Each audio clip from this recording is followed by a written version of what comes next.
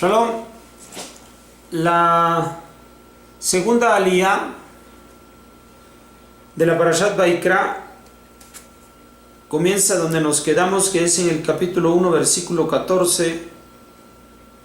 Y vamos a terminar con este capítulo. Comenzamos de inmediato el capítulo 2 y llegamos al versículo 6. Leemos en la Torá.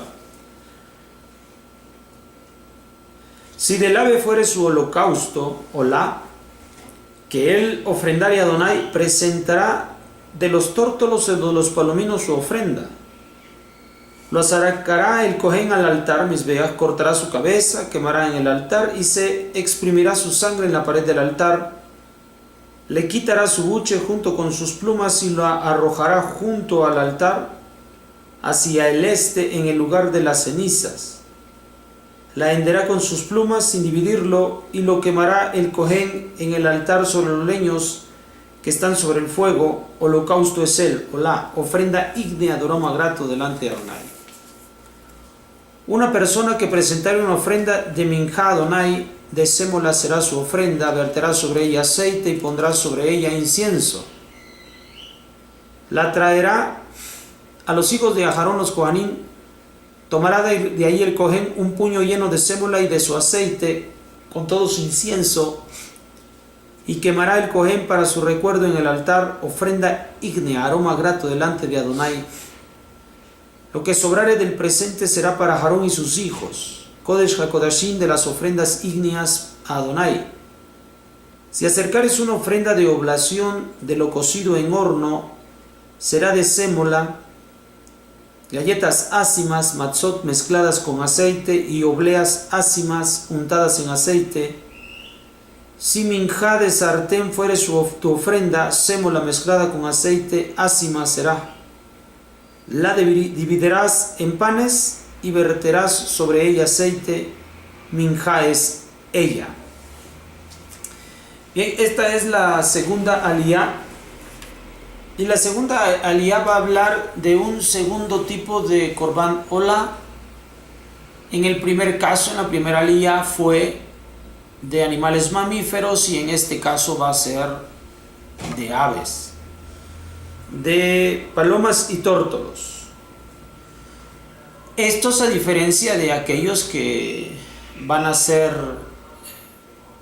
abiertos en sus partes y vueltos a colocar en el altar, estas, las aves, a causa de su pequeñez, de su tamaño, van a ser sacrificadas enteras. Solamente serán degolladas o sajadas, y de allí se colocarán enteras en el altar. Esto también es ofrenda ígnea, es Korban Olá, es holocausto consumido completamente.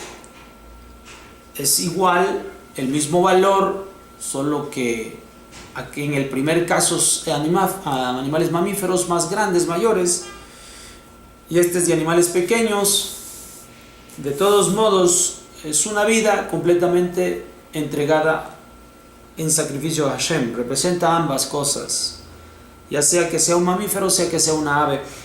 También en la segunda parte de esta misma aliyá va a hablar acerca de minjá. Minjá es una ofrenda que conocemos como de oblación.